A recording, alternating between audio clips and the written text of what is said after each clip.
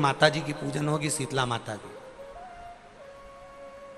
शीतला माता की पूजन होती है, यहां होती है, अरे बोलो तो, होती है। शीतला माता की पूजन होती है ठंडे समय में, शीतल समय में।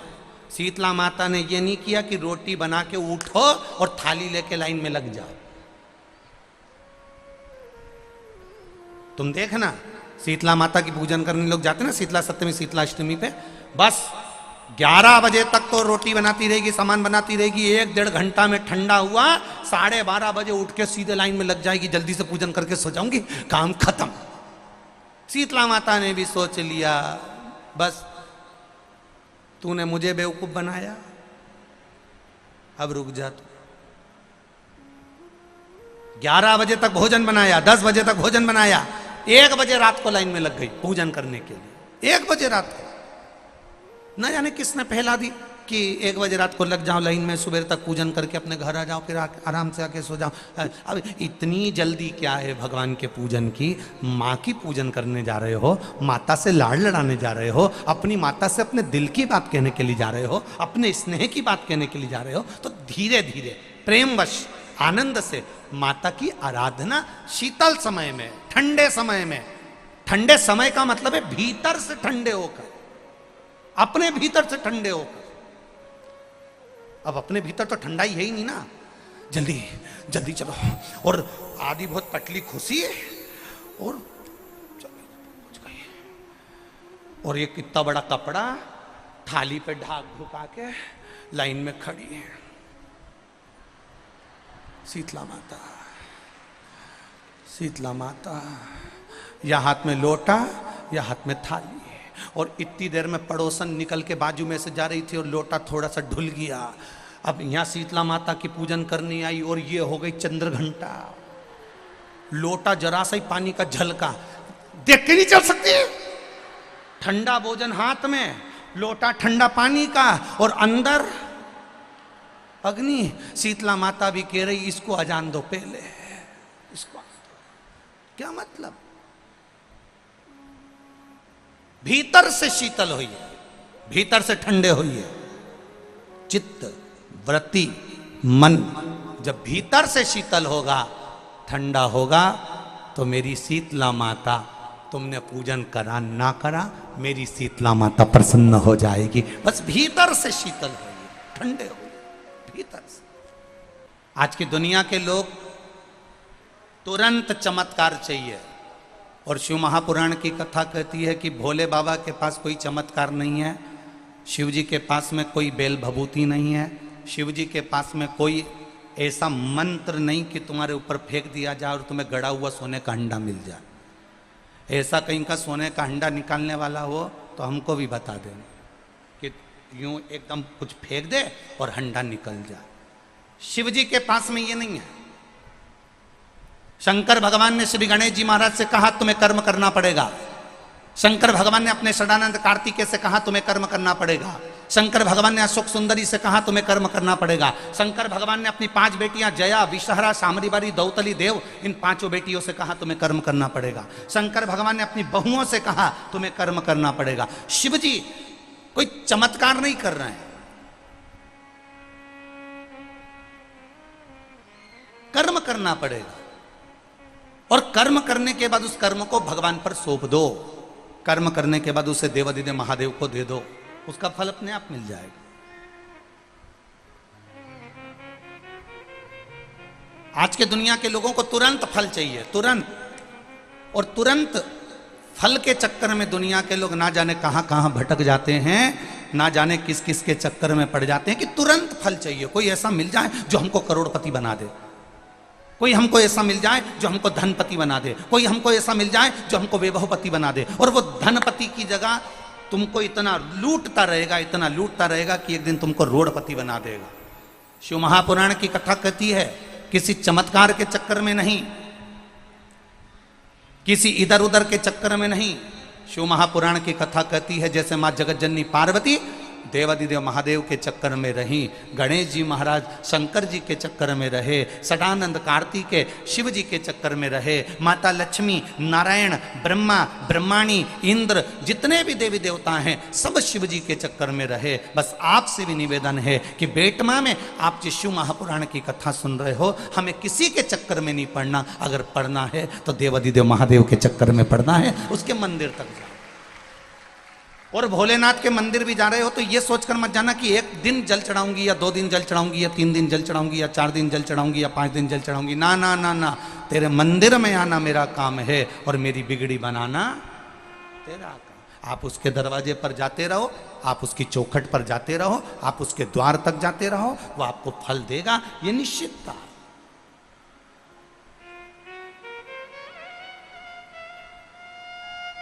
मैंने तेरे ही भरोसे, मैंने तेरे ही भरोसे हवा बिच उड़ती जावांगी, बाबा डोर हटो छड़ी कटड़ी जावांगी। आप उसके भरोसे पर रहो। एक पत्र में एक भाई ने अपनी बहन का पत्र लिखा है, देखिए।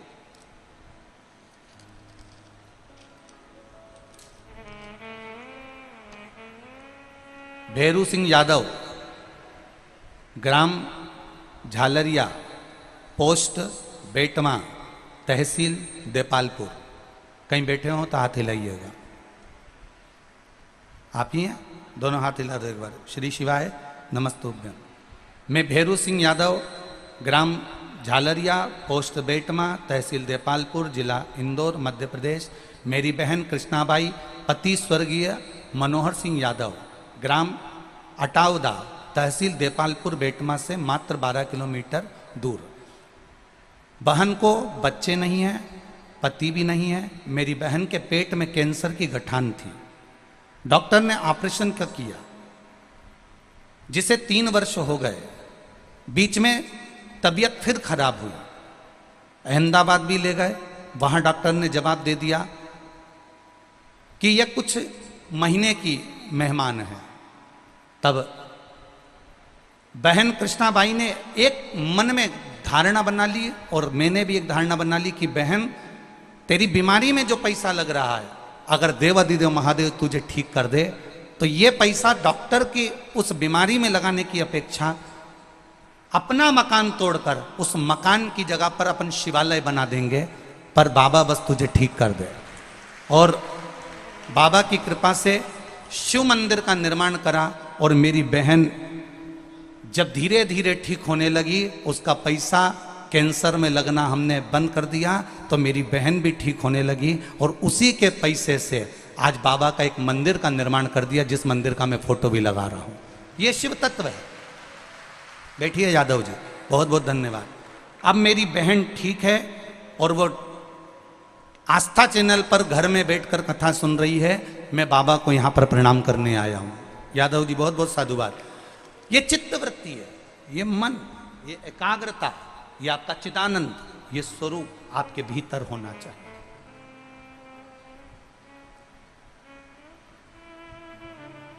ये जितने लोग कथा को श्रवण करने के लिए आए हो, सियोर वाला महाराज आपको कुछ नहीं देगा और ना हमारी सामर्थ्यता है कि हम आपको कुछ दे दें। पर इतना याद जरूर रखना कि पंडाल में तुम जितने कदम चलकर कथा के इस पंडाल के अंदर आकर बैठे हो, जितने लोग आस्था चैनल पर और फेसबुक यूट्यूब पर कथा सुन रहे हो, जितने यहाँ बैठकर कथा सुन रहे हो, ये विश्वास रखना कि मेरा देवादिदेव महादेव तुम्हारी झोली खाली नहीं रखेगा, वो भरकर जरूर भेजेगा। निश्चितता।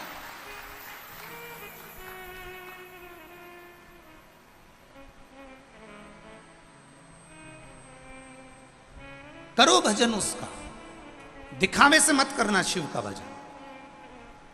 4 दिन का ऐसा भजन मत करना कि 4 दिन की तुम वो कहे ना 4 दिन की चांदनी फिर अंधेरी रात।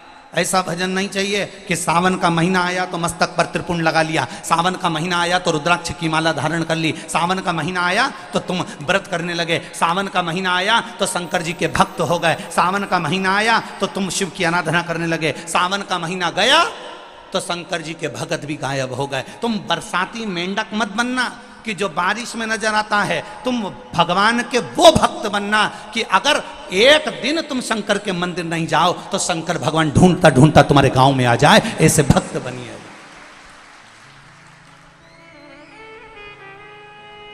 शिव के वो भक्त बनो, वो ढूंढता ढूंढता तुम्हारे दरवाजे पर पहुंच जाए।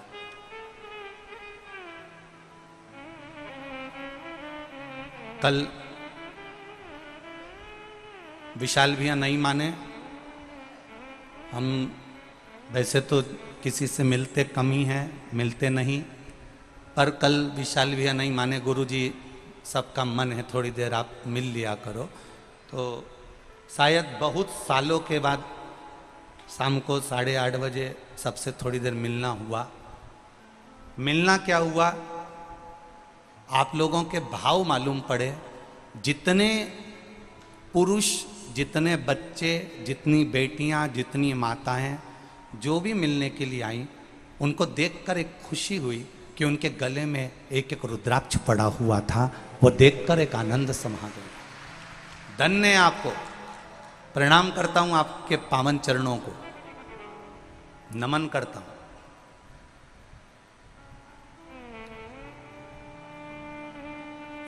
बिना तुलसी के मेरा नारायण, बिना तुलसी के मेरा कृष्ण, बिना तुलसी के मेरा राम, बिना तुलसी के मेरे राम जी महाराज, मेरे भगवान कृष्ण, मेरे नारायण बिना तुलसी के भोजन ग्रहण नहीं करते। उसी तरह बिना तुलसी की माला के और बिना रुद्राक्ष की माला के मेरे महादेव स्वीकार नहीं करते। ये निश्चित था। बिना तुलसी के भोजन के भगवान भोजन नहीं खाता। तुलसी का दल अगर थाली में नहीं है, भगवान उस भोजन को ग्रहण नहीं करेगा। उसी तरह जिस वैष्णव के गले में तुलसी की माला नहीं, उसे नारायण स्वीकार नहीं करता, और जिसके गले में रुद्राक्ष का एक मन का नहीं, उसे महादेव स्वीकार नहीं करता। उसके गले में एक रुद्राक्ष अगर विराजमान है, उसके गले में अगर एक रुद्राक्ष भी विराजमान है, तो ये समझ लेना कि तुम अकेले नहीं हो, तुम्हारे साथ में काल अधिपति महाकाल तुम्हारे कंठ में बैठकर सारी दुनिया का आनंद पा रहा है। तुम्हारे कंठ में विराजमान होकर वो सुख प्रदान कर रहा है, वो आनंदता दे रहा है।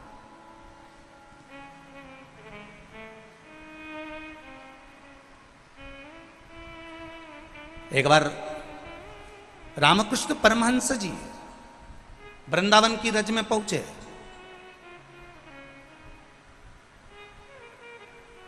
रामकृष्ण परमहंस जी वृंदावन की रज में पहुंच रहे हैं। भारत की भूमि का पहला संत, भारत की भूमि के पहले संत रामकृष्ण परमहंस, जो मथुरा के रेलवे स्टेशन पर उतरे तो पांव से नहीं उतरे, सिर से उतरे।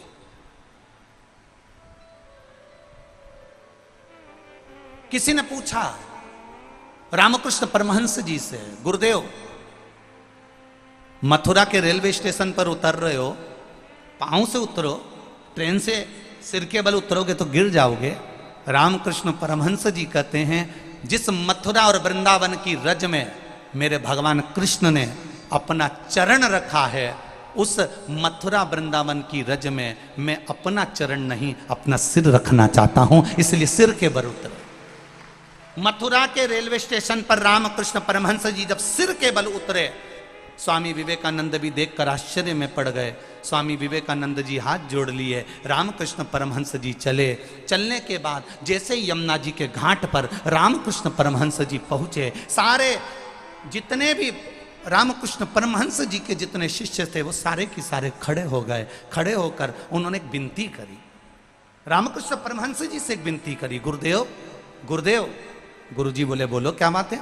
हमें इतनी सी बात मालूम करना है गुरुजी। कौन सी बात? भगवान कृष्ण की बंसी में ऐसा क्या था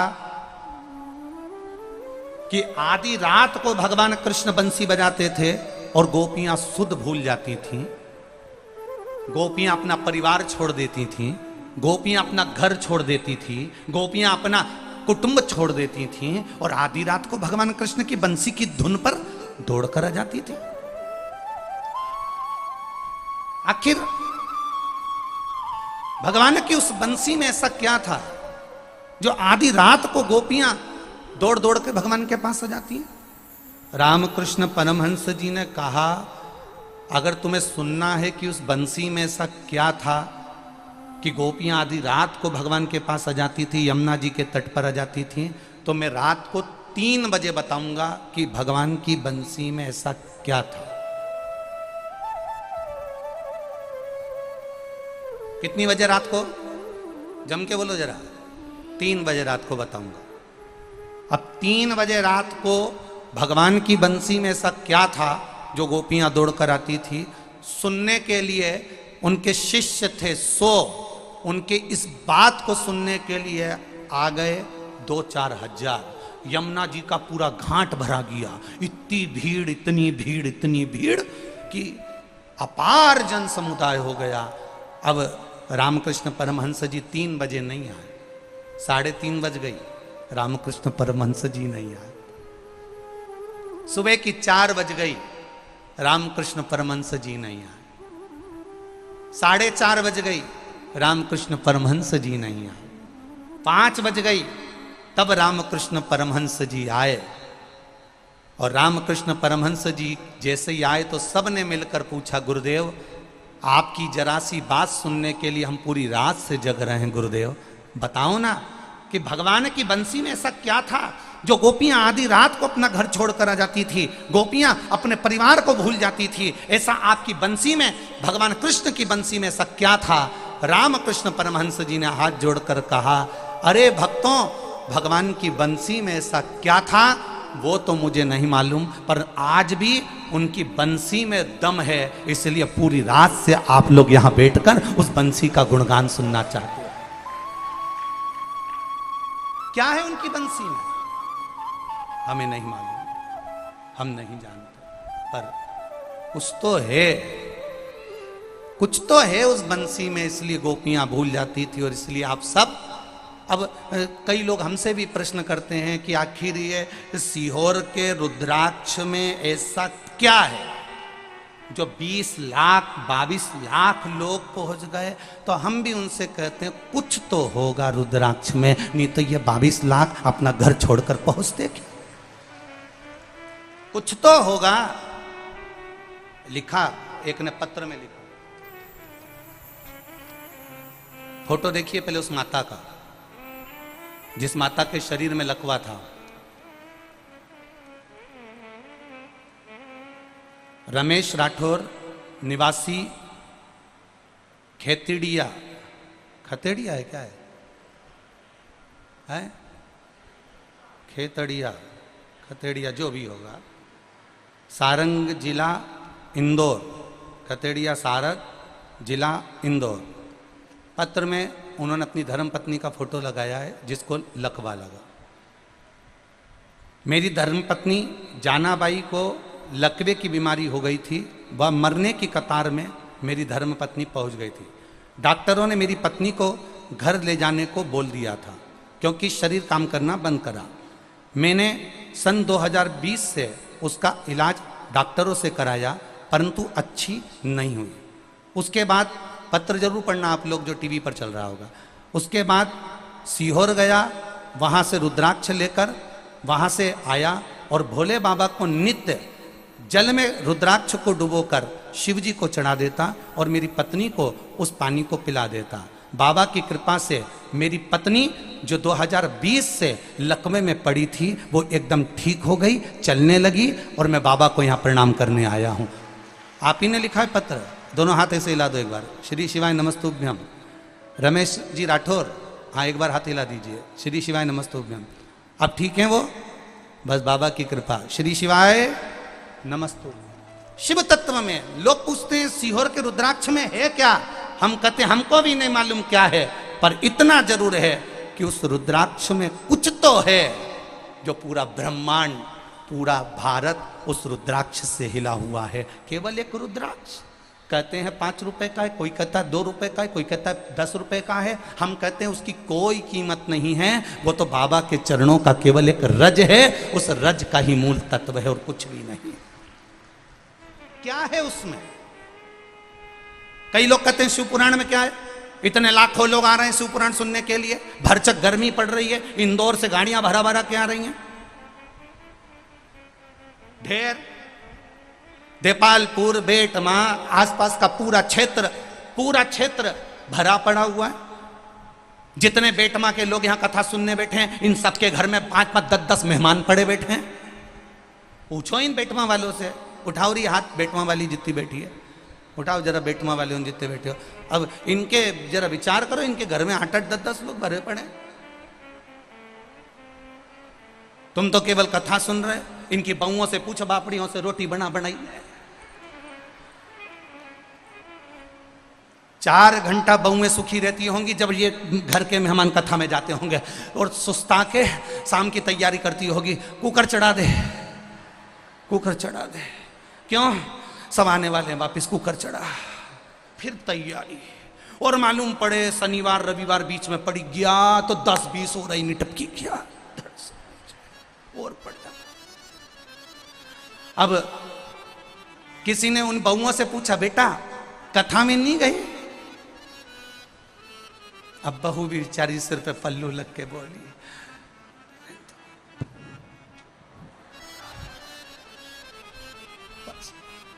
अगली बार सियोर वाला महाराज जब कहीं पास में आएगा, हमारे गांव में नहीं, पास में कभी आएगा तो हम उनसे कह देंगे, सासू से तुम यहां सुनो, हम वहां चले। हम भी अब किसी के यहाँ मेहमानी करने जाएंगे, होंदे पास में कथा, 4 दिन 6 दिन 8 दिन आनंद। कौन किसके यहाँ आता है जीजियों? शादी भी होती है ना तो कोई मुंह दिखाने के लिए आता है, पर शिव महापुराण की कथा केवल एक ऐसी होती है जो मेहमान खुद फोन लगाकर बोलता है, मैं 4 दिन तुम्हारे यहाँ रहूंगा। कथा सुनना है। हम शादी में निमंत्रण देने जाते हैं, आना जीजी, आना फूफा जी, आना बुआ जी, आना काका जी, आना मौसी जी, आना मासा जी, आना जीजा जी, आना जीजी। हम पत्रिका दे देकर आते हैं, और इतने अहंकार में जो भी आता है शादी में ऐसा अप टू डेट बन के आता है, सारा काम हाथ में हाथ चाहिए। पर केवल शिव महापुराण के जितने भगत आपके घर में मेहमान के रूप में आते हैं, आधे से ज्यादा काम तो वही कर लेते हैं। अरे हम आए हैं केवल कथा सुनना है, आनंद लेना है, 7 दिन की भक्ति करना है, आनंद पाना है, इसके बाद चले जाना है। क्या करना है उसमें? क्या है शिव पुराण में? इस शिव महापुराण की कथा में है क्या? जो टीवी के सामने सुनते हैं तो कार्य हो जाता है, मोबाइल पर सुनते हैं तो कार्य हो जाता है, पंडाल में बैठकर सुनते हैं तो कार्य हो जाता है, शिवालय में जाके 1 लोटा जल चढ़ाते हैं तो कार्य हो जाता है, एक बेलपत्री शिव को चढ़ी हुई खाते हैं तो बीपी शुगर लेवल पर आ जाता है। आखिर इस पुराण में है क्या? ये तो हमको भी नहीं मालूम कि पुराण में है क्या, पर इतना जरूर जानते हैं, जिसने विश्वास महादेव पर कर लिया, रामचरितमानस में लिखा है, शंकर विश्वास रूपिणो, शिव पर जिसने विश्वास कर लिया उसको महादेव मिल गया, उसका कार्य सफल हो गया। शिव के मिलने से, शिव के प्राप्त करने से। किसी के यहाँ 19 साल में, किसी के यहाँ 15 साल में, किसी के यहाँ 8 साल में, किसी के 10 साल में, किसी के यहाँ 20 साल में संतान हो रही, किसी के 5 साल में, 6 साल में। और आप भी बेटमा के रहने वाले हो, आप भी जिस गांव से आए उस गांव में देखना, आपको सूचना मिली होगी। किसी ने कहा होगा मैंने पशुपति व्रत करा था, मुझे ये हुआ, मैंने पशुपति व्रत करा, मेरे को ये आनंद हुआ। क्या है ऐसा पशुपति व्रत? क्या सुख पाया? आनंद की एक लहर था, आनंद का एक सुख परमात्मा की शरणागति में है, उसके विश्वास, थोड़ी प्रतीक्षा में। शबरी अम्बा ने प्रतीक्षा करी, राम सामने आ गए। विभीषण ने प्रतीक्षा करी, राम सामने आ गए। माता अहिल्या ने प्रतीक्षा करी, राम सामने आ गए। आपसे भी निवेदन है, थोड़ी एकदम जल्दीबाजी मत करना कि मैंने अभी लोटा भर के जल चढ़ाया तो भगवान मेरी सुन लेगा, मैंने अब भी जल चढ़ाया तो भगवान मेरी सुन लेगा। ना ना ना, थोड़ी प्रतीक्षा करना, उसके दरवाजे तक जाते रहना, उसकी कथा सुनते रहना, जब जब टीवी पर मिले तुरंत रिमोट से ढूंढना और सुनने का प्रयास करना, थोड़ा सा चित्त उसमें लगा कर रखना, रमा कर रखना, डूबे रहना, उसके अंतर्गत वो अपने आप आनंद की अनुभूति करा देगा अपने आप।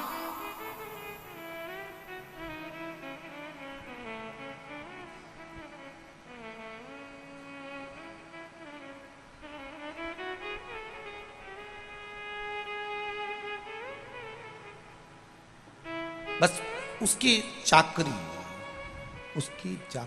जरूरी है। और कितनी सुंदर है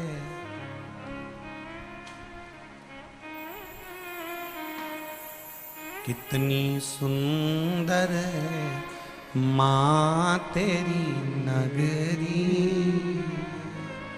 भोले पैदल चले आ रहे हैं। कितनी सुंदर है माँ तेरी नगरी, भोले पैदल चले आ रहे हैं।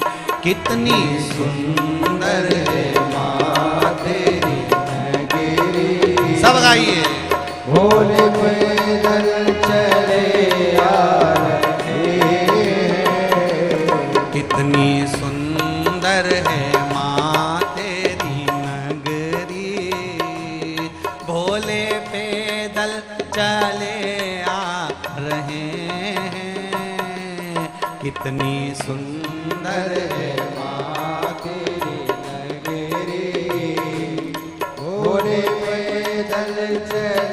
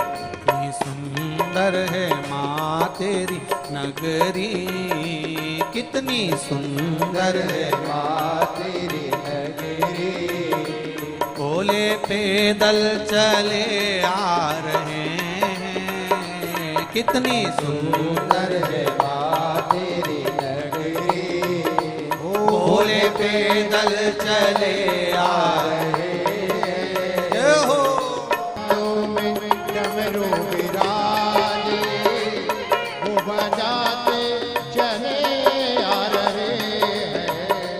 उनके हाथों में डमरू विराजे वो बजाते चले आ रहे हैं। उनके आंखों में बाधा परसादी, उनके आंखों में बाधा परसादी, वो पहनते चले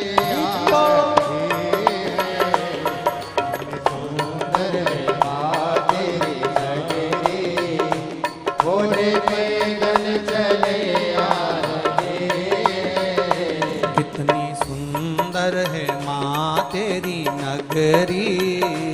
कितनी सुंदर है माँ तेरी भोले पैदल चले आ रहे हैं, कितनी सुंदर है माँ तेरी नगरी। भोले पैदल चले आ रहे हैं, कितनी सुंदर है माँ तेरी नगरी, कितनी सुंदर है माँ तेरी नगरी।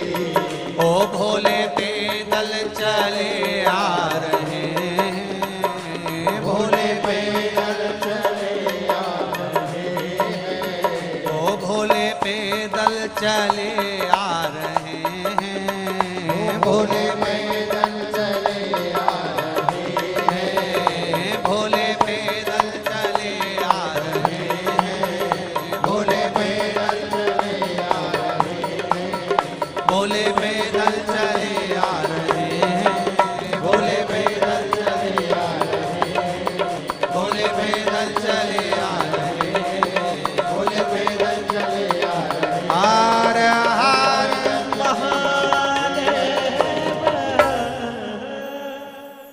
अपने स्थान पर बैठकर भगवान देवाधिदेव महादेव से अपने हृदय की बात दिल से, भाव से, चित्त से, मन से बड़े आनंद के साथ देवाधिदेव महादेव से कही। शिव महापुराण के मूल मंत्र का स्मरण करते हुए पंचाक्षर, षडाक्षर या श्री शिवाय नमस्तुभ्यम का स्मरण करते हुए बड़े भाव से दिल से कहिए। बाबा से विनय करो। श्री शिवाय नमस्तु, श्री शिवाय नमस्तु, श्री शिवाय नमस्तु, श्री शिवाय नमस्तु, श्री शिवाय नमस्तुभ्यं। भोला सब दुख काटो मारा, ओ भोला सब दुख काटो मारा। शिव शंकर जपूं तेरी माला, भोले बाबा जपूं तेरी माला, भोला सब दुख काटो मारा, ओ भोला सब दुख काटो मारा। वेश है मंगल मंगलकारी, वेश है मंगलकारी। शमशान वासी हमारा, शमशान वासी हमारा, भोला सब दुख काटो मारा, ओ भोला सब दुख काटो मारा। आज शनिवार की प्रदोष है। कहते हैं शनि प्रदोष के दिन जिस भाव से हम शिव से जो कहते हैं, मेरा देव अधिदेव महादेव हमारी झोली में वही डाल देता है। अब दिल से कहो उसको, वो दिल से सुनता है।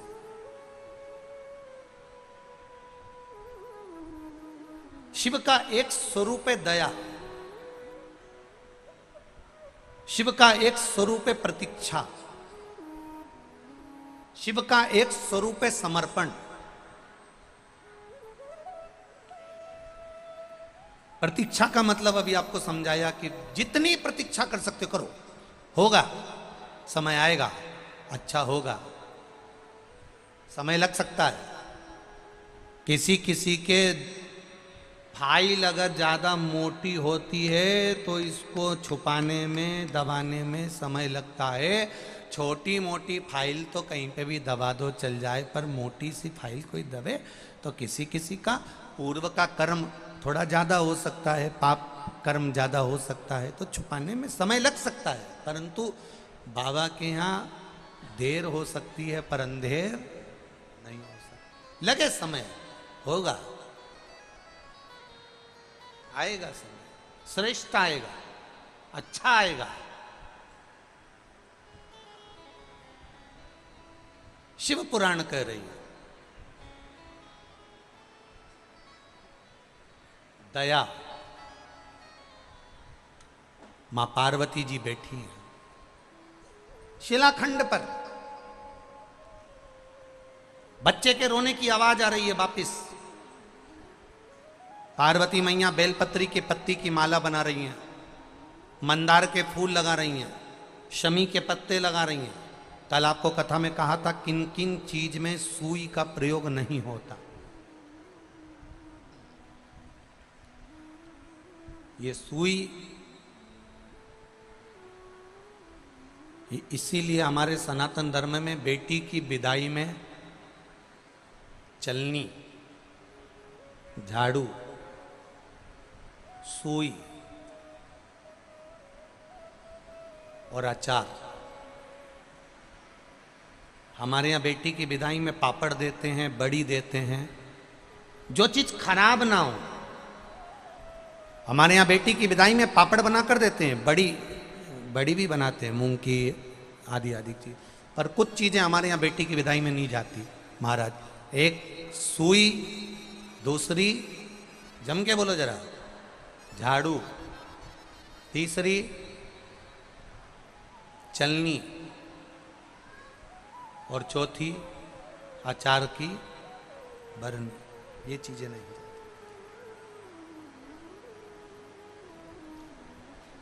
बेटी को तुम्हारे घर का अचार बहुत अच्छा लगता है। वो कहती है मम्मी मेरी माँ बहुत अच्छा अचार डालती है।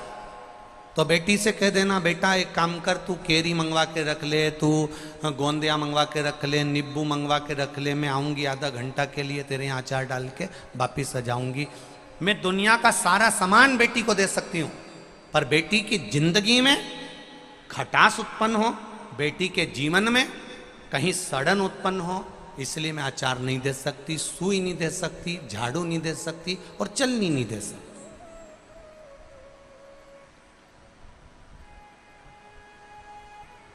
ना जाने कौन कौन तुमको अकल दे देता है।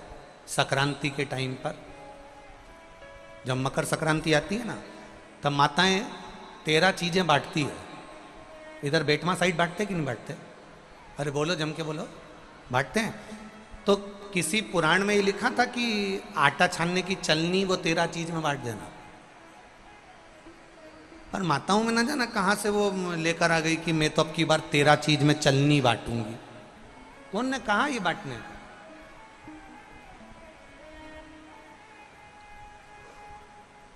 जो भगवान की सेवा में कार्य आए, जो भगवान के भजन में कार्यरत रहे, जो भगवान की सेवा में, ठाकुर की सेवा में, राम की सेवा में, मेरे कृष्ण की सेवा में, मेरे शिव की सेवा में जो तल्लीनता से सेवा में कार्य आए, वो चीज बांटो तो चल जाइए। चलनी कौन ने बांटने की थी तुमसे कि चलनी बांट? ना ना ना महाराज, माता पार्वती जी बैठी हैं, बेलपत्री की माला बना रही हैं, मंदार के फूल लगा रही हैं, शमी के पत्ते लगा रही हैं। बच्चे ने फिर आवाज लगाई, माता मुझे बचा लो माँ, माता मुझे बचा लीजिए, माँ मुझे बचा लो माँ, माँ मुझे बचा लो माँ। पार्वती जी फिर खड़ी हुई और माता पार्वती जी ने शिलाखंड पर खड़े होकर वापस निहारा, कोई बच्चा नजर नहीं आया, कोई बच्चा नजर नहीं आया। बार बार माता पार्वती बच्चे को निहार रही है और बच्चा चिल्ला रहा है। बार बार पलट कर देखा जा रहा है। फिर जब देखा पार्वती जी ने कि कोई समझ में नहीं आ रहा कि आखिर हो कौन रहा है, कौन चिल्ला रहा है, कौन बोल रहा है, किसको मालूम। थोड़ी देर बाद मां फिर सेवा में तल्लीन हुई। शिव महापुराण की कथा कहती है जब जब आप सेवा में तल्लीन होंगे, जब जब आप भगवान की सेवा में जाएंगे, जब जब आप किसी अच्छे कार्य के लिए अग्रण्य बनेंगे, तब कोई ना कोई आपको रोकने का प्रयास करेगा, किसी ना किसी तरह से तुम्हें थामने का प्रयास करेगा, किसी ना किसी तरह से तुम्हें रोकने का, अवरुद्ध करने का प्रयास किया जाएगा। पर तुम्हारी भक्ति प्रबल होना चाहिए, दृढ़ता प्रबल होना चाहिए।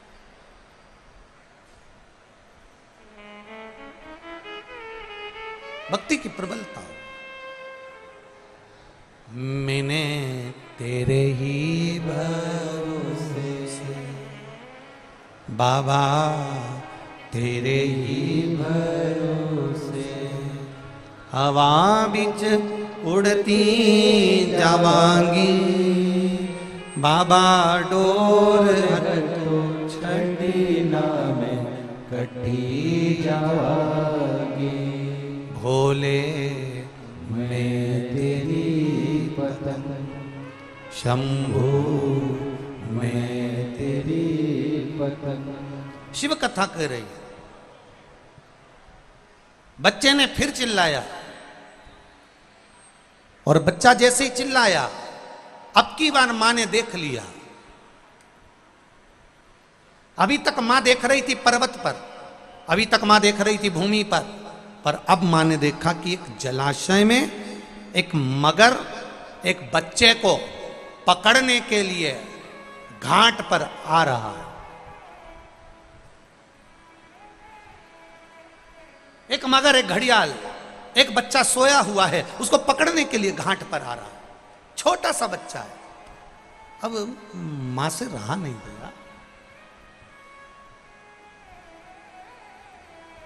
मां से रहा नहीं गया। जैसे ही वो छोटा सा बच्चा चिल्लाया, पार्वती मैया पर्वत पे से कूद कर, जिस शिला पर माता पार्वती जी बैठी थी उस पे से कूद कर मां तुरंत मां उस शिला से कूदी और कूद कर जलाशय के पास में मेरी माता पहुंच गई। अब जैसे ही जलाशय के पास मेरी मां पहुंची और माता ने देखा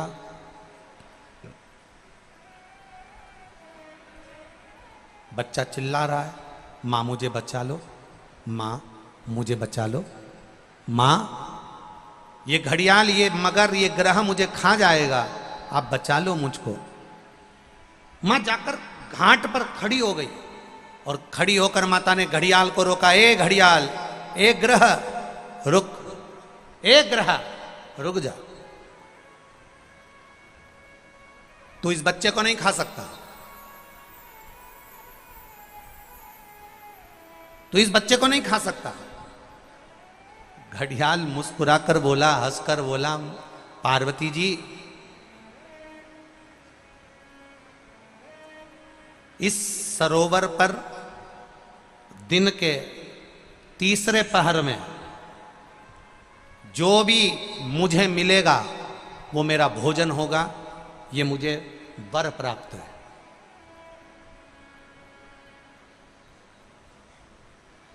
तीसरे पहर में जो भी मुझे मिलेगा इस सरोवर के तट पर वो मेरा भोजन होगा।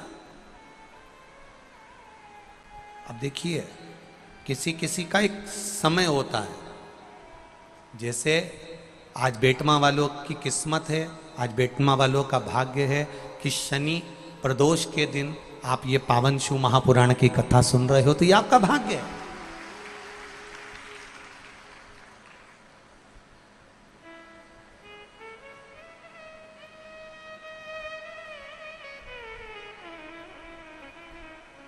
ये आपका भाग्य है, ये आपका सौभाग्य है। कुछ किस्मत में लिखा होता है, कुछ भाग्य में लिखा होता है।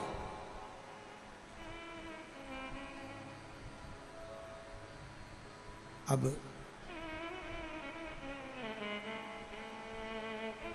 एक ग्रह, तुम इस बच्चे को नहीं खा सकते। ग्रह कह रहा है कि दिन के तीसरे पहर में जो भी मुझे भोजन मिलेगा मेरे घाट पर मुझे खाना है, क्योंकि ये मेरा आहार है, ये मेरा भोजन है, मैं इसको खाऊंगा। नहीं नहीं नहीं, मां कहती है तुम इसे नहीं खा सकते, क्योंकि ये मुझे पुकार रहा है, ये मुझे आवाज दे रहा है, और अगर ये मुझे पुकार रहा है, मुझे आवाज दे रहा है, तो तुम कैसे खा सकते हो इसको? तुम खा नहीं सकते।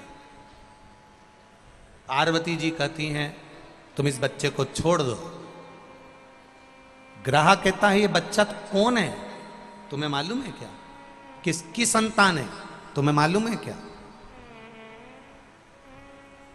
एक बहुत सुंदर संवाद ब्रह्मवेत्ता पुराण का है। आज शनि प्रदोष के दिन आप लोगों को थोड़ा स्मरण में ला दूं।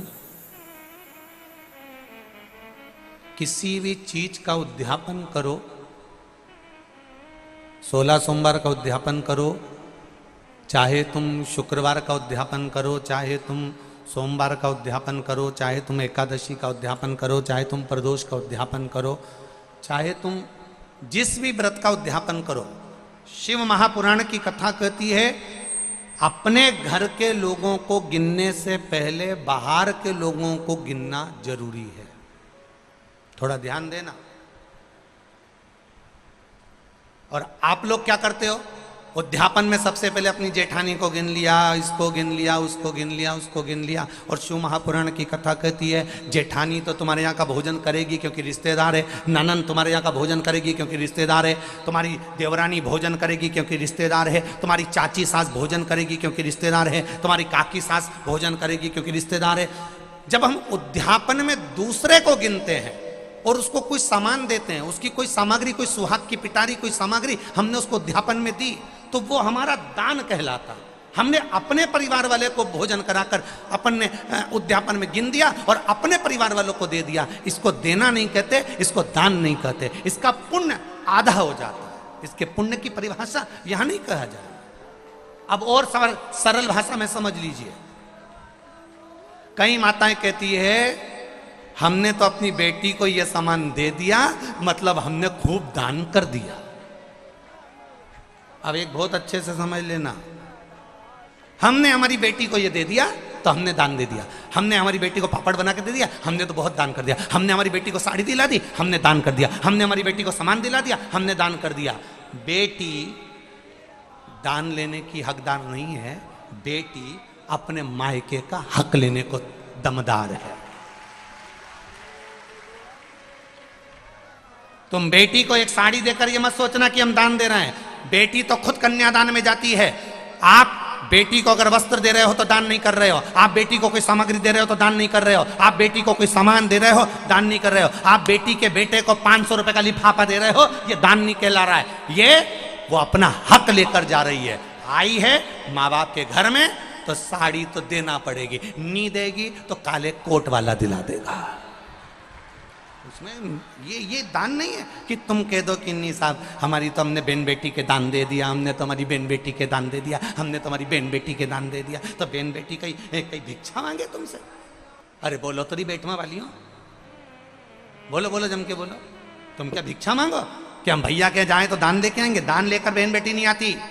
बेटी अपने भाई के यहाँ से दान लेकर नहीं आती। बेटी अपने मायके से दान लेकर नहीं आती। बेटी मायके में जाकर अपने माँ बाप से और कहती है कि किसी ब्राह्मण को बुलाकर मम्मी सत्यनारायण की कथा कराकर थोड़ा सा दान दे दो। ये बेटी कहती है। बेटी दान लेकर नहीं आती है, बेटी दान दिलवा कर आती है। और बेटी मायके से अगर एक साड़ी भी लेकर आती है तो वो दान की नहीं, बेटी अपना हक लेकर आती है। जब तक माँ बाप हैं तब तक बेटी लेकर आ रही। तो जितनी भी भाभियां हैं वो ये कहना बंद कर दे कि हमने ननन को कुछ दान दिया।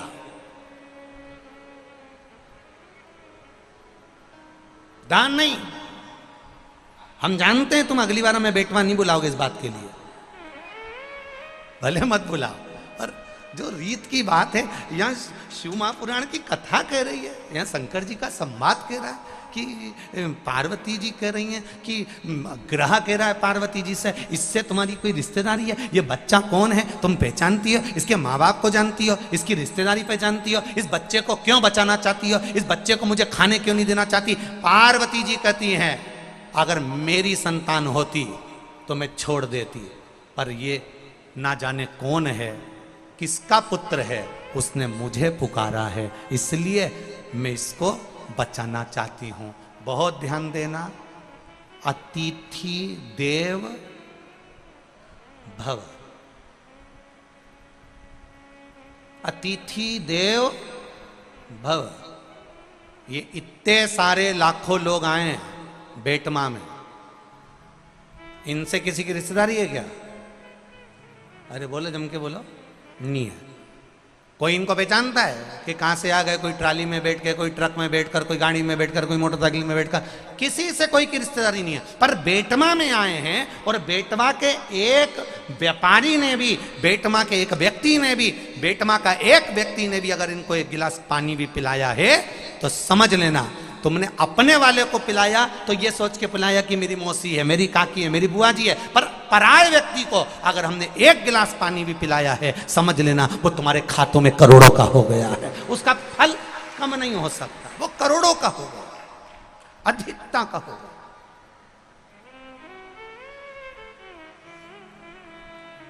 आज ये विशाल पटेल जी कथा करवा रहे हैं, विधायक जी कथा करवा रहे हैं। ये कथा चाहते तो छोटे रूप में करा देते कि मेरे घर का व्यक्ति सुन लेगा, परिवार का। ना ना ना ना, उन्होंने कथा करवाई संपूर्ण क्षेत्रवासियों के लिए कि पूरा देपालपुर क्षेत्र का एक एक बच्चा भले कथा में आए ना आए, आस्था चैनल पर सुने, चाहे फेसबुक पर सुने, चाहे पंडाल में बैठकर सुने।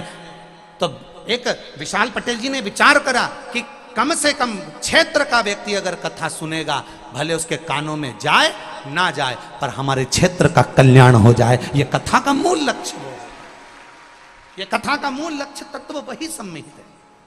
आप अपनी मौसी को पानी पिला रहे हो, आप अपने काका जी को पानी पिला रहे हो, आप अपने चाचा जी को पानी पिला रहे हो, वो अलग बात है। पर कोई अनायास आया है, हम यहाँ से जाते हैं गाड़ी से, ये कार्यकर्ता जब हमको यहाँ से लेके जाते हैं तो हम देखते हैं किसी ने नल लगा दिए, कोई बाहर खड़ा हुआ है, कोई हाथ जोड़कर पानी दे रहा है, कोई बोतल दे रहा है, कोई पाउच दे रहा है, कोई उसको पोया दे रहा है, कोई कुछ दे रहा है। ये आप पहचान बिना दे रहे हो, बिना पहचान।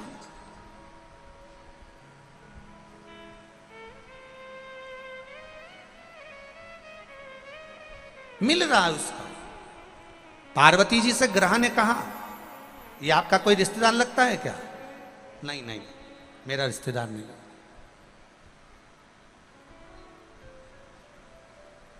आपका रिश्तेदार नहीं है? नहीं। तो फिर आप इसको बचा क्यों रही हो? पार्वती जी बोली, रिश्तेदार होता तो मैं तुम्हारे सामने दे देती, मेरा पुत्र होता तो मैं तुम्हारे सामने दे देती कि ग्रह इसको खा ले। पर दिक्कत ये है कि मैं इसको पहचानती नहीं हूं, ये कोई दूसरा।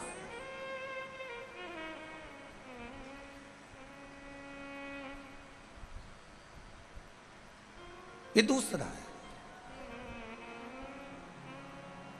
ये उसी में का हाल है। एक महिला ड्राइविंग लाइसेंस बनवाने के लिए गई, गाड़ी चलाना सीख गई और ड्राइविंग लाइसेंस बनवाने गई। तो जो मैनेजर था, ऑफिसर था, उसने महिला से पूछा, एक तरफ तुम्हारा भाई है, एक तरफ तुम्हारा पड़ोसी है,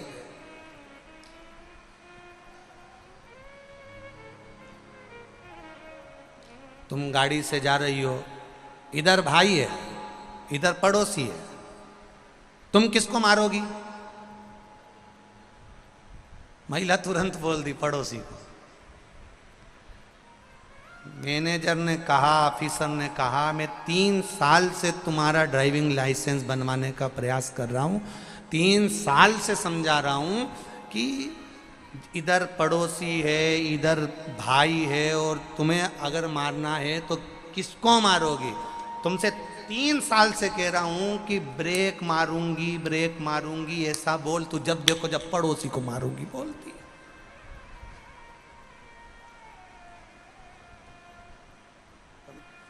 व्यक्ति का, आधे व्यक्ति का उद्धार तो इसीलिए नहीं हो पा रहा क्योंकि वो दूसरों को देख देख के जले जा रहा। पड़ोसी के यहाँ ट्रैक्टर आ गया दूसरे नंबर का, इसने रोटी खाना छोड़ दी। ये उसी में कहा ले, जैसे एक बुढ़िया के सामने से कपास की गाड़ी निकल कर गई, ढेर कपास बढ़ा और कपास की गाड़ी निकल कर जा रही है। अब बुढ़िया ने सोचा, इतना सारा कपास कितने का बिकेगा, कितना पैसा आएगा, कितना धन आएगा। बुढ़िया सोच सोच के बीमार पड़ गई और नीचे टपक गई। बेहोश, चक्कर खा के नीचे। घर के लोग आए, उसको उठा के अंदर ले गए। सबने पानी का छींटा दिया, उठ ही नहीं रही। सब चिल्लाने लगे, रोने लगे, बहुएं धाड़ धाड़ के रोने लगी, बेटे रोने लगे। डॉक्टर ने भी आकर देखा तो इसकी तो सांस नहीं चल रही। सब रो रहे हैं, सब चिल्ला रहे हैं। सामने वाली अम्मा को मालूम पड़ा, जो इसके पास में बैठती थी। उसने आते से ही पूछा, क्या हुआ? बस बैठी थी अम्मा बाहर ओटले पर, दरवाजे पर, सामने से कपास की गाड़ी निकल कर गई और अम्मा बस थोड़ी देर बाद चक्कर खा के गिर गई। इतने में सामने वाली आंटी ने कहा, सामने वाली अम्मा बोली, तुम चिंता मत करो, अभी उठ के बैठती है। मैं अपनी सहेली को अच्छे से जानती हूँ, तुम रुको, तुम सब ऐसी कैसी रोना, मैं अभी बाहर जाती हूँ, अभी आऊंगी। और जैसे ही वो अम्मा बाहर गई और आते से दौड़ कर बोली, जी जी, जो तेरे सामने से कपास की गाड़ी गई थी ना, उसमें आग लग गई। जी जी उठ के बैठ गई तुरंत, एकदम तैयार। और तुरंत पल्लू लेके बोली, सही में? डॉक्टर भी आश्चर्य में पड़ गया, इसको कौन सी दवाई दी? कुछ नहीं, दूसरे को देख देख के जले जा रही, जले जा रही, जले जा रही, जले जा रही। 4 व्हीलर गाड़ी कैसे आ गई, बंगला कैसे बन गया, इतनी जोरदार जमीन में फसल कैसे आ गई, बहू इतनी अच्छी कैसे आ गई। सब इसका कहना मान के चले, इतनी जोरदार बहू आई। और बहू भी आई ने के यहाँ छोरा भी हुई गया, अब तो और मरी गई। और ऊपर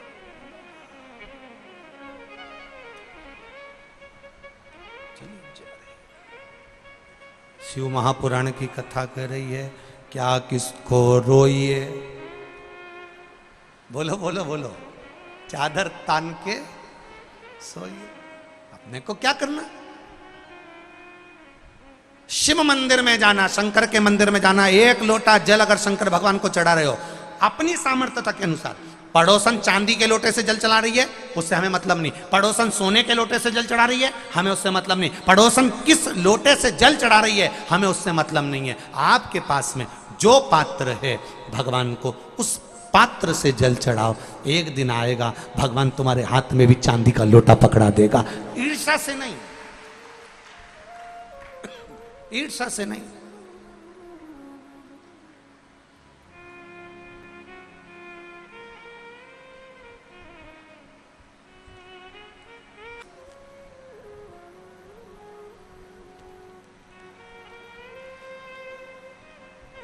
मां ग्रह कह रहा है, मगर कह रहा है, घड़ियाल कह रहा है, आप इसको बचाना क्यों चाहती हो? आपका क्या रिश्तेदार लगता है? आपका क्या पहचान वाला है? आपका क्या परिचित है? नहीं। मां कहती है, अगर मेरा परिचित होता तो बात दूसरी होती। ये मेरा परिचित नहीं है, तो फिर मां कहती है, इसने मुझे पुकारा है और माता कहकर पुकारा है। पार्वती जी का ये संवाद अपनी जिंदगी में उतार कर रखिएगा।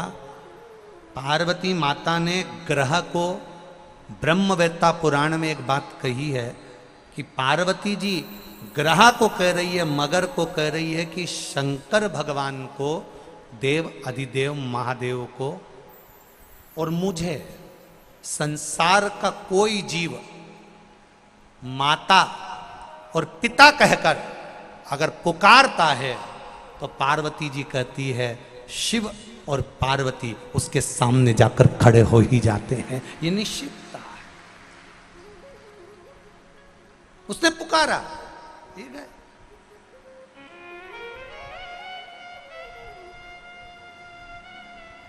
आप जिस भाव से पुकार रहे हो, आप जिस प्रेम से पुकार रहे, एक पत्र आया है, देखिए।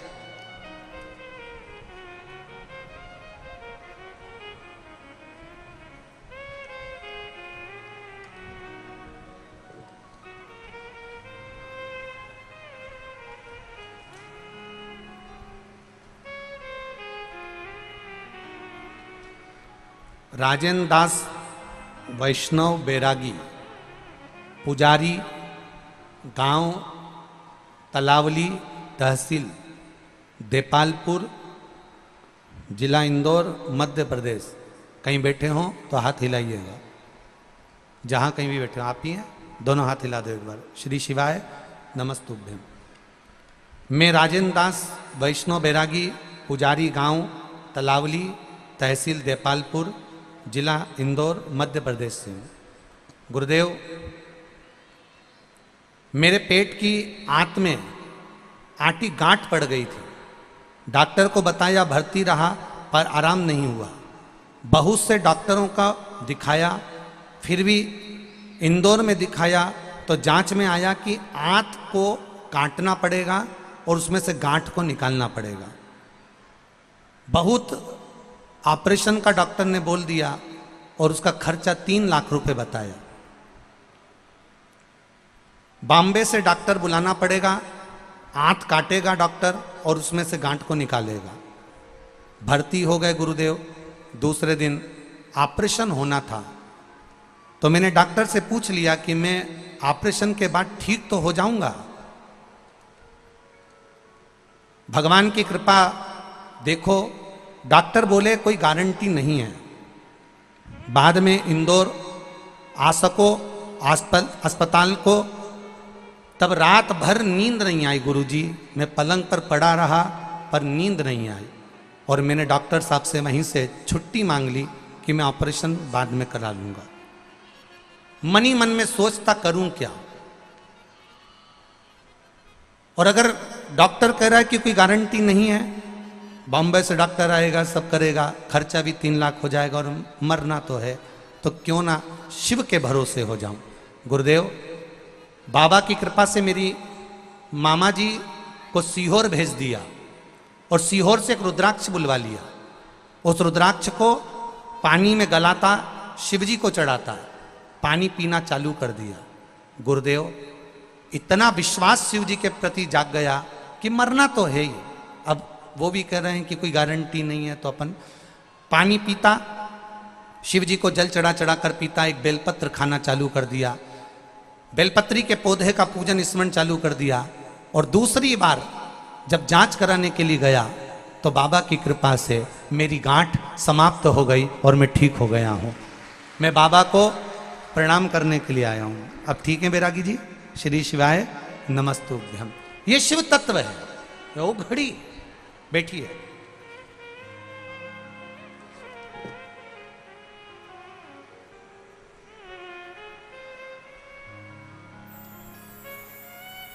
हाँ, एक लाइन बहुत अच्छी आपने लिखी है।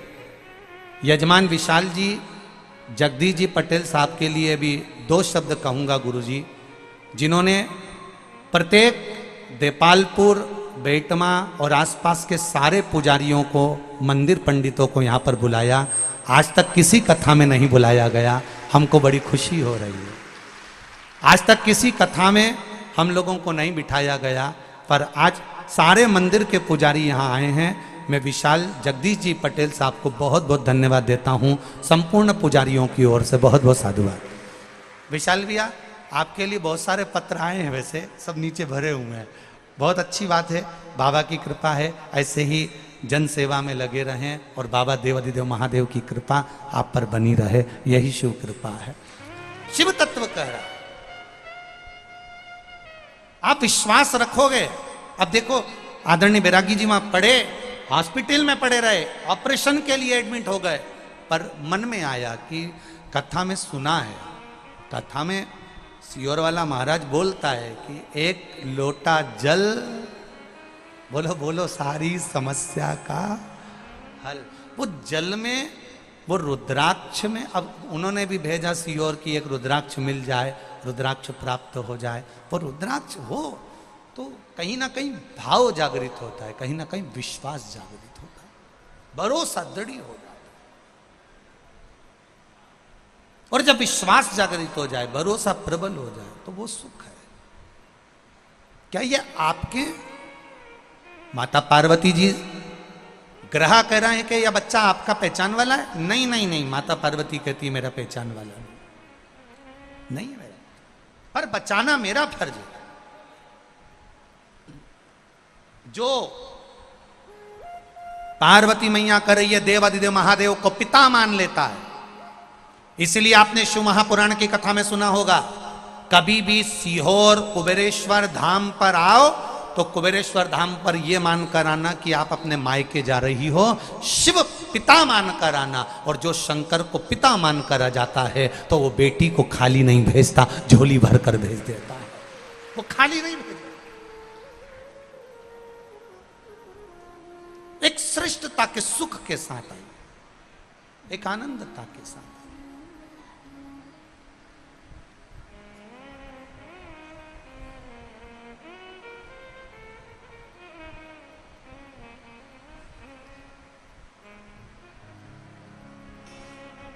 महाराज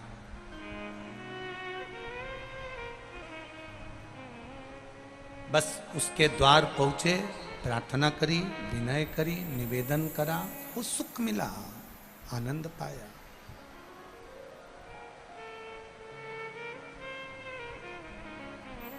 अपनी किस्मत का ताला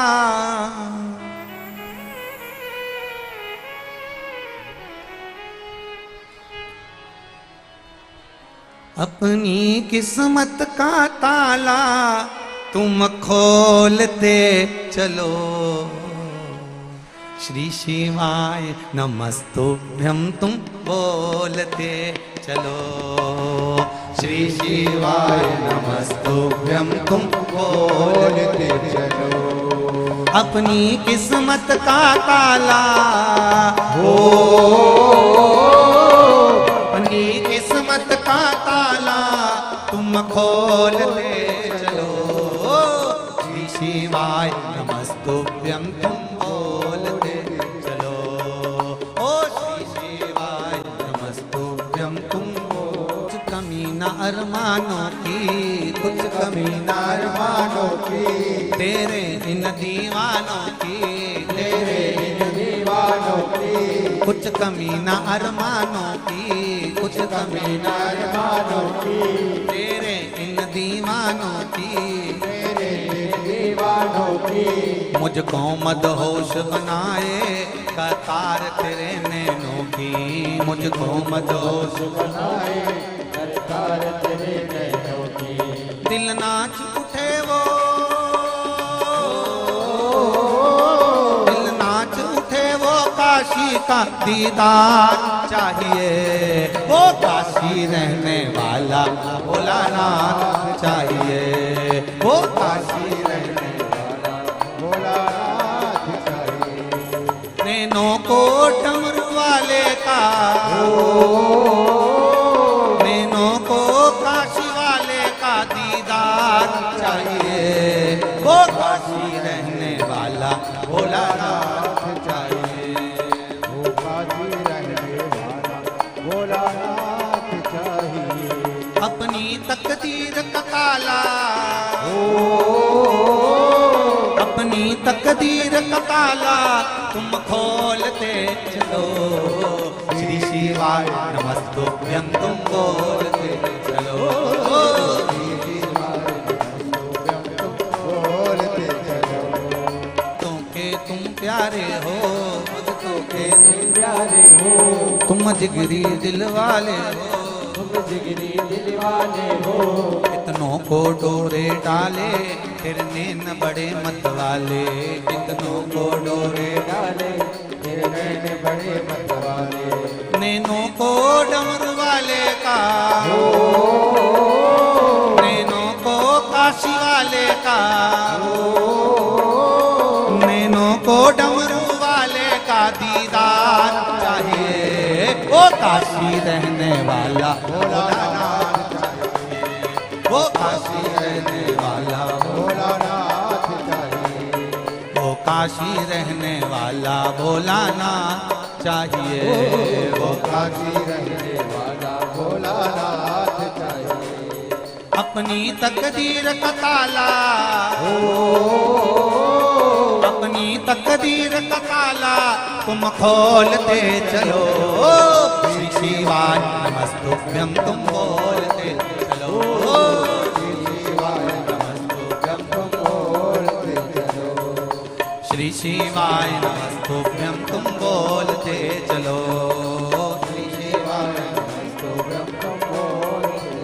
ओहो समझाना बड़ा मुश्किल है, समझाना बड़ा मुश्किल है, आखिर वो दर्द दिल है, वो दर्द दिल है, समझाना बड़ा मुश्किल है, समझाना बड़ा मुश्किल है, आखिर वो दर्द दिल है, आखिर वो दर्द दिल है। सच्चा दरबार लगा है ये भोले की महफिल है, सच्चा दरबार लगा है ये भोले की महफिल है, सच्चा दरबार लगा है ये भोले की महफिल है, सच्चा दरबार लगा है ये भोले की महफिल है। नैनों को डमरू वाले का, नैनों को काशी वाले का,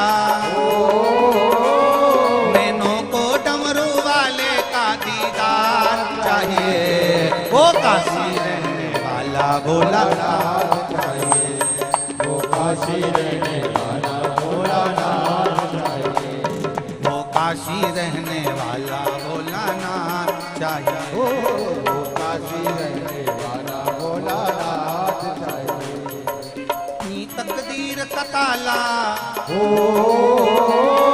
अपनी तकदीर का ताला तुम खोलते चलो, काशी रहने वाला भोलानाथ चाहिए, श्री शिवाय नमस्तुभ्यं तुम बोलते चलो, श्री शिवाय नमस्तुभ्यं तुम बोलते चलो, श्री शिवाय नमस्तुभ्यं तुम बोलते चलो, श्री शिवाय नमस्तुभ्यं तुम बोलते चलो, श्री शिवाय नमस्तुभ्यं तुम बोलते चलो, श्री शिवाय नमस्तुभ्यं तुम बोलते चलो। आरे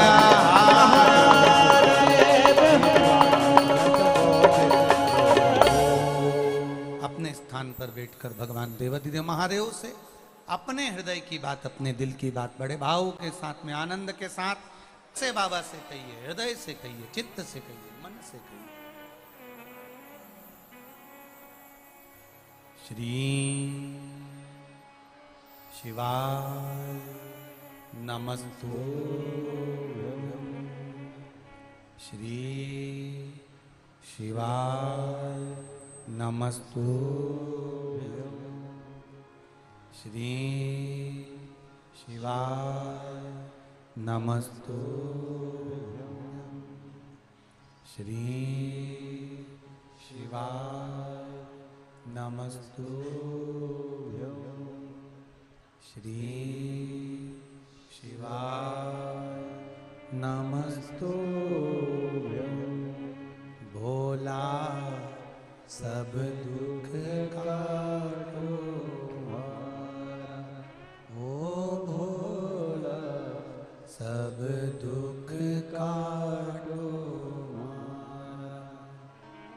शिव शंकर जपो तेरी माला, भोले बाबा जपो तेरी माला, भोला सब दुख काटो हमारा, ओ भोला सब दुख काटो हमारा।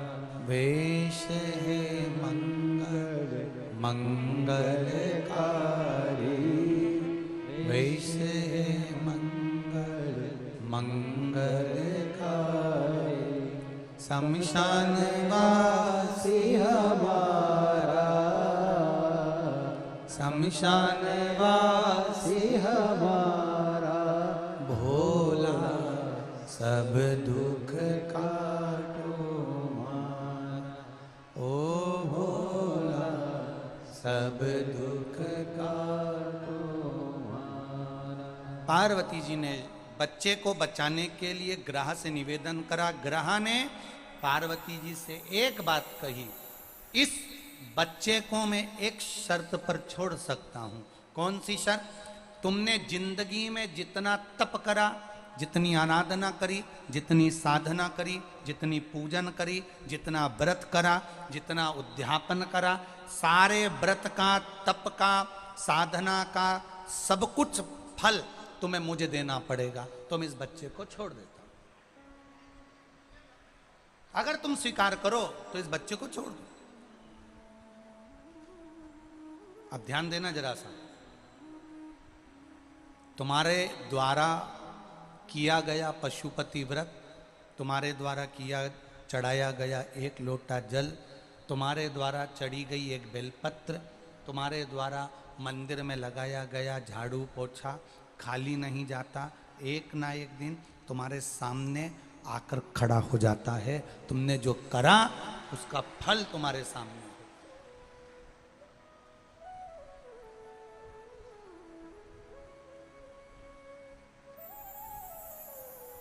जो तुमने करा उसका फल मिलेगा।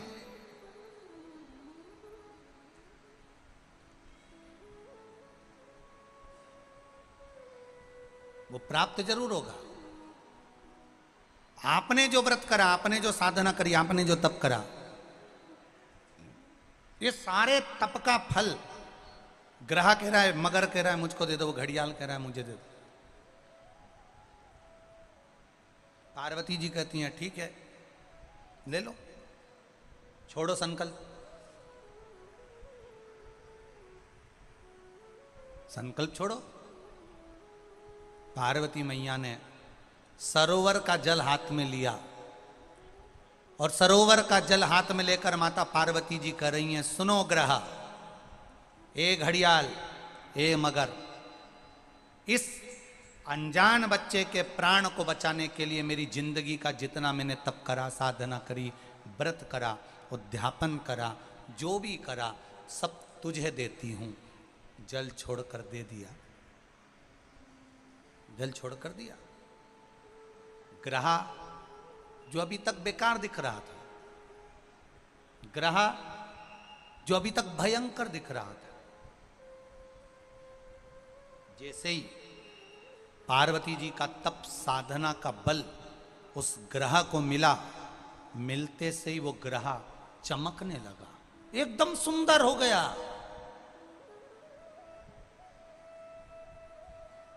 सोने जैसा चमक रहा है ग्रह, सोने जैसा।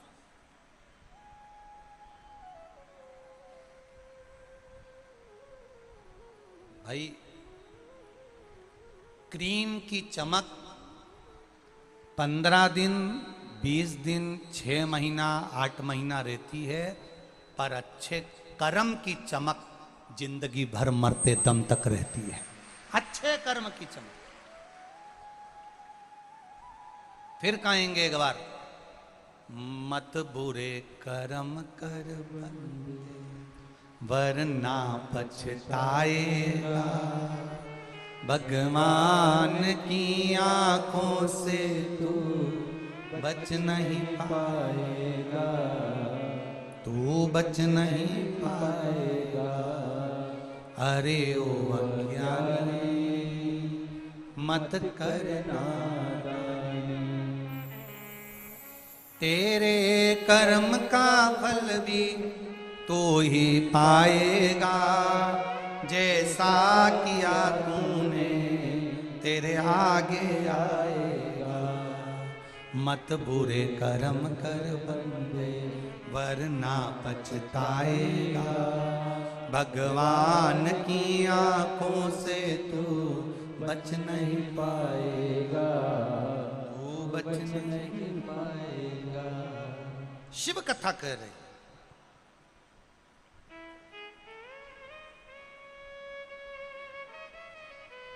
भगवान शिव का एक आनंदमय संवाद कर रहा।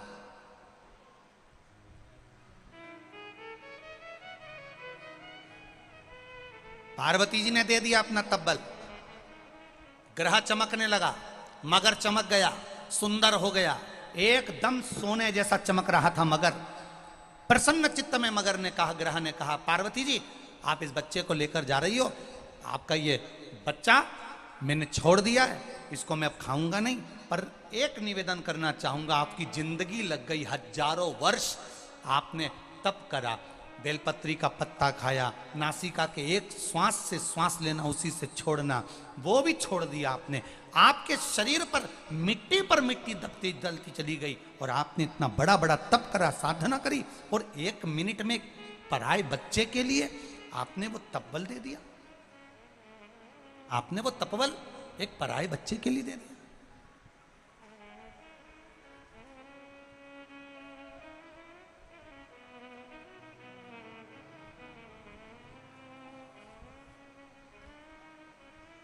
धन्य है पार्वती मैया। मेरा निवेदन स्वीकार करिए पार्वती माता, मैं आपको आपका तपबल वापिस दे देता हूं। पार्वती जी कहती नहीं नहीं नहीं नहीं, मुझे नहीं चाहिए, मुझे नहीं चाहिए। क्या करूंगी अब मैं इस तपबल का?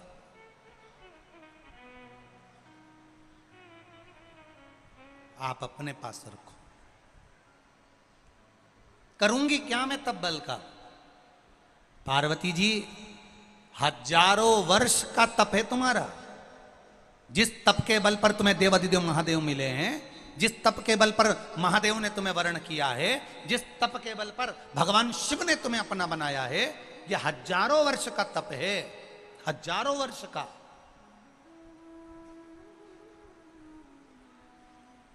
एक बड़ी सुंदर सी बात कहेंगे।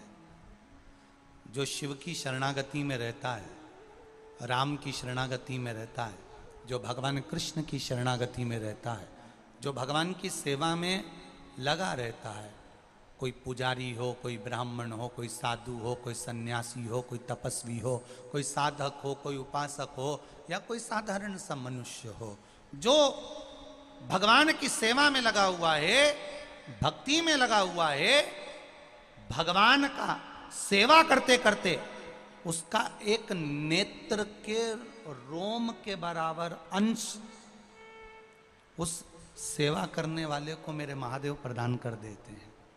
सेवा करने वाले, तुम देखना,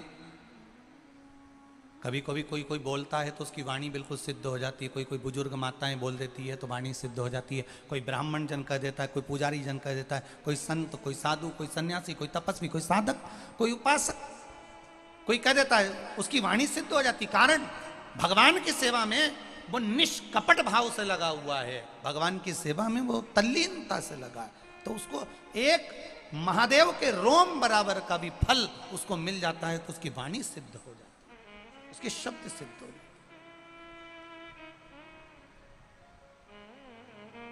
इस व्यासपीठ से बेटमा की इस पावन धरा से आज एक बात कहना चाहेंगे, आपकी जिंदगी में अच्छी लगे उतार लेना। जितने लोग आस्था चैनल पर सुन रहे हैं, जितने फेसबुक यूट्यूब पर सुन रहे हैं, वो भी अच्छे से सुन लेना।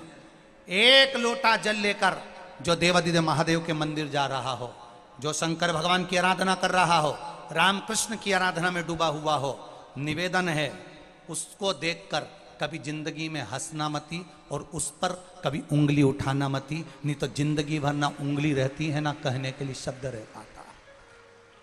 जो नारी, जो बच्चा, जो पुरुष, जो बच्चा युवान हो, बूढ़ा हो, जवान हो, किसी अवस्था का हो, नारी हो, पुरुष हो, ब्राह्मण हो, क्षत्रिय हो, वैश्य हो, शूद्र हो, जिस वर्ण का हो, अगर वो शिव की आराधना में लगा है, शंकर के मंदिर में रोज जा रहा है, प्रतिदिन शिवालय में जाकर सेवा कर रहा है, भले झाड़ू लगाए, पोछा लगाए, एक लोटा जल चढ़ाए, चाहे बेलपत्री रखे, चाहे निर्माल्य को लेकर विसर्जन कर आए, कुछ भी, अगर वो शिवालय में जा रहा है, शंकर की गुणगान गा रहा है, शंकर की आराधना कर रहा है, शिव महापुराण कथा सुन रहा है, शिव की अर्चना में लगा है, जिंदगी में कभी उस पर ना तो उंगली उठाना, ना कभी अपशब्द कहना, क्योंकि शिव के भक्त कभी पलट कर जवाब नहीं देते, पर शिव के भक्त का जवाब वो महाकाल राजा, कालाधिपति समय के अनुसार दे ही देता है, वो देता है। शिव का भक्त कभी जवाब नहीं देता, शंकर कालाधिपति त्रिकालदर्शी कैलाशी स्वयं देता है। जिस घर में माता पिता रहते हैं, उस घर में बच्चे अगर झगड़ते भी हैं ना, तो सबसे ज्यादा डांट लगाने वाले माता पिता होते हैं। बच्चे आपस में डांट नहीं लगाते, बहुएं आपस में डांट नहीं लगाती, पति देवर आपस में डांट नहीं लगाते। घर के बुजुर्ग बैठे हैं तो कह देते हैं अभी हम जिंदा हैं, क्या बड़बड़ कर रहे हो, चुपचाप बैठो, हम बैठे हैं ना, निर्णय हम देंगे, काम हम करेंगे। ब्रह्मा ब्रह्म लोक में रहते हैं, भगवान विष्णु बैकुंठ लोक में रहते हैं, मृत्यु लोक का देवाधिदेव है महादेव। शंकर भगवान कहते हैं तुम्हारा बाप बैठा है, पिता बैठा है, जवाब मैं दूंगा, तुम्हें देने की जरूरत नहीं। जवाब मेरा महादेव देता है, जवाब मेरा शिव देता है।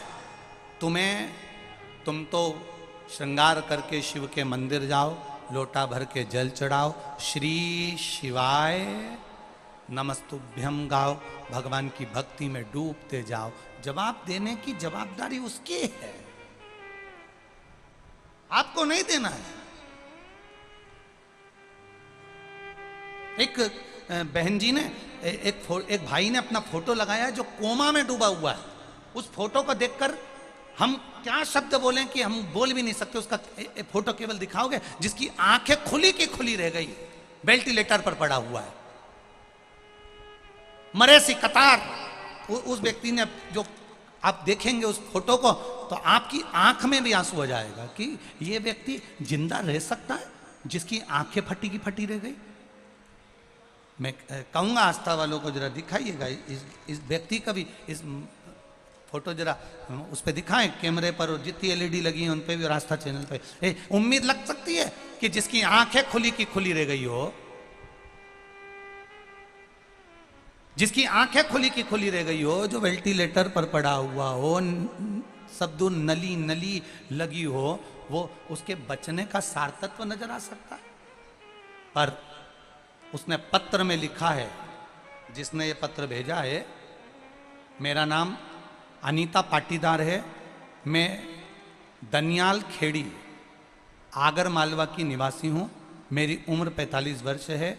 गुरुदेव, मैं वाणी से क्या वर्णन करूं, मेरे भोलेनाथ ने जो दिया वो कम ना दिया। जिसने लिखा है अपने हाथ दोनों हिला दे, अगर बैठी हो कहीं तो आप ही हैं, ऐसे हाथ हिला दीजिए। हाँ, दोनों हाथ हिला दीजिए एक बार। श्री शिवाय नमस्तुभ्यम। गुरुदेव, देवर का एक्सीडेंट हुआ, कोमा में चले गया, जिसका फोटो आपने देखा। डॉक्टर ने हाथ खींच लिए, मना कर दिया, वेंटिलेटर पर पड़ा हुआ है।